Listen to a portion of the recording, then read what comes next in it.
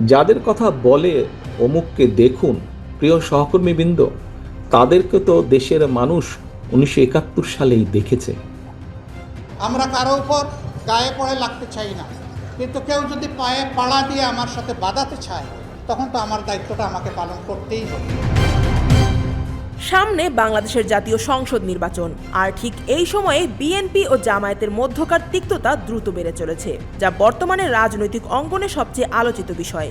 একসময় একসঙ্গে আন্দোলন সংগ্রামে থাকা দুই দল এখন প্রকাশ্যে একে অপরকে আক্রমণ করছে, বক্তব্যে, সমাবেশে, এমনকি সোশ্যাল মিডিয়ায়।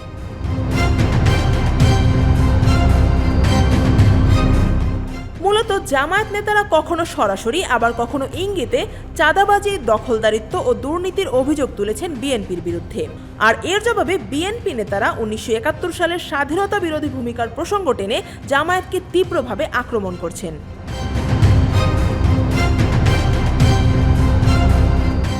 এই পাল্টাপাল্টি বক্তব্যের ঢেউ খুব দ্রুত ছড়িয়ে পড়ে দুই দলের কর্মী সমর্থকদের মধ্যে। ফেসবুকে সমালোচনার ঝড় আর মাঠে মাঠে উত্তেজনা। পাবনা, চট্টগ্রাম, ঝিনাইদহ, নরসিংদী সহ কয়েক জায়গায় ধাক্কাধাক্কি, এমনকি সংঘর্ষের ঘটনাও ঘটেছে।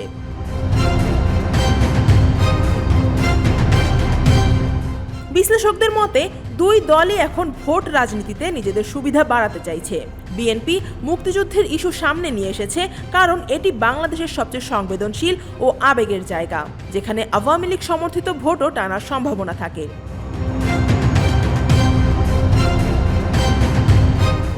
অন্যদিকে জামায়াত বলছে বিএনপি দুর্নীতি, চাঁদাবাজি আর দখলদারিত্বে জড়িয়ে আওয়ামী লীগের পথেই হাঁটছে। এই অভিযোগগুলো তুলে ধরে তারা নিজেদের অবস্থান শক্ত করতে চাইছে।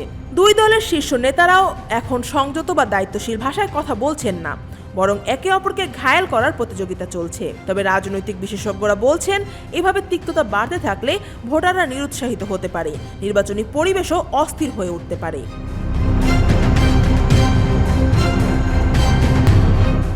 1971-এর মুক্তিযুদ্ধ বিরোধী অবস্থানের পর জামায়াত আবার রাজনীতিতে সক্রিয় হওয়ার সুযোগ পায় জিয়াউর রহমানের শাসনামলে। পরে 1991 সালে বিএনপি তাদের সমর্থন নিয়ে সরকার গড়ে। 2001 সালেও বিএনপি জামায়াত জোট ক্ষমতায় যায় এবং জামায়াতের দুই নেতা মন্ত্রী হন।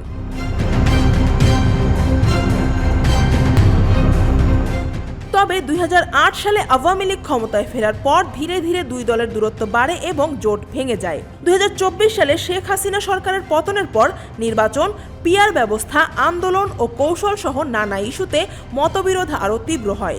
আগে যেই দুই দল একসঙ্গে সরকার চালিয়েছে, আন্দোলন করেছে, আজ তারা মুখোমুখি। নির্বাচন ঘনিয়ে আসার সঙ্গে সঙ্গে এই কথার যুদ্ধ থামছে তো নাই, বরং আরও তীব্র হচ্ছে।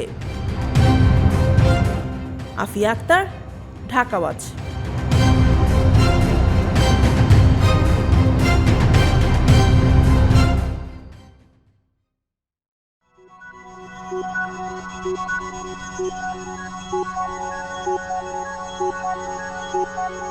Thank you.